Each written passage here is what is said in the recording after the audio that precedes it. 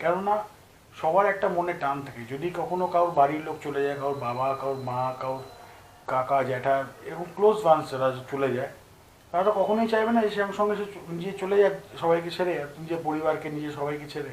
তো সেইটা কিছুক্ষণ সে এখানে থাকার চেষ্টা করে। সেই সময়, সেই একটা সময়, তখনই আমরা আমাদের সঙ্গে ইন্টারাক্ট হয় সেই আত্মাদের, সেই স্পিরিটদের। এবার ভূত বলে আপনি যে বললেন প্রথম কথাটা, ভূত সত্যি কি মিথ্যে, ভূত বলে কোনো জিনিস বস্তু হয় না।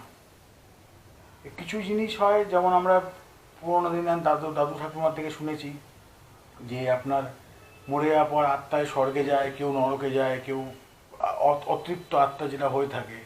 অতৃপ্ত আত্মাটা হয় বেসিক্যালি ম্যাক্সিমাম আপনার অ্যাক্সিডেন্ট কেসে, কেননা তার মৃত্যুটা সে গ্রহণ করতে পারে না।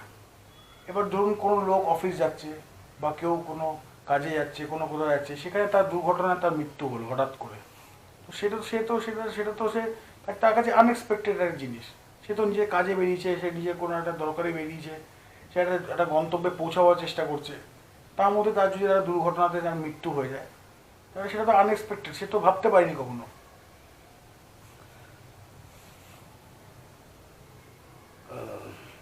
এই বিষয়ে আপনার নিজস্ব কোনো অভিজ্ঞতা কিছু আছে?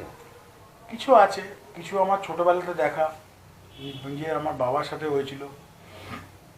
আমাদের আমার ঠাকুমার মা, মানে আমার দিদিমার বাড়িতে একবার একটা দেখেছিলাম। তাদের বাড়ি ছিল মানে অনেক দূর, সেই খিদিরপুরে সে পুরনো বাড়ি ছিল, মানে সেই ইংরেজ আমলের বাড়ি।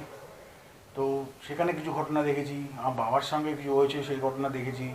তারপর নিজেও কিছু এমন একটা এক্সপিরিয়েন্স করেছি, কিছু দেখেছি এগুলো। তারপর আছে আরও অনেক কিছু মিলিয়ে ঝিলিয়ে আছে। এবার সাধারণ মানুষের জীবনে সবাই কিছু না কিছু এক্সপিরিয়েন্স করে। তো এবার প্রথম ঘটনাটা বলি আপনাকে, যে আমার বাবার একটা ছোটোবেলার ঘটনা মনে পড়ছে আমার।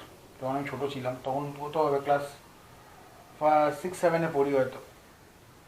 তো বাবা ঠাকুমার মিলিয়ে একটা সিকিউরিটির ব্যবসা ছিল। তো সিকিউরিটি ব্যবসাটাতে তখন যেতে হতো, বাবাকে রাত্রিবেলা গিয়ে আপনার ওই পেমেন্ট কালেক্ট করা, পেমেন্ট নিয়ে আসা। রাত হয়ে যেত, কারণ দূরে যেতে হতো বাইক করে। তখন বাবাটা, আমার মনে আছে, বাবার একটা রাজদূত বাইক ছিল, ইএসডিও ছিল একটা। তো ওইটা নিয়ে যেত। তো একদিন হঠাৎ বাবা রাত্রিবেলা, তখন বাজে হচ্ছে 12টা 12:30, আমার মনে আছে।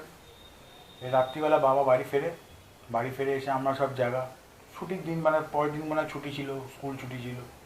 তো বসে আছি, গল্প করছি আমি, মা, দিদি। বাবা আসে তখন, এসে তখন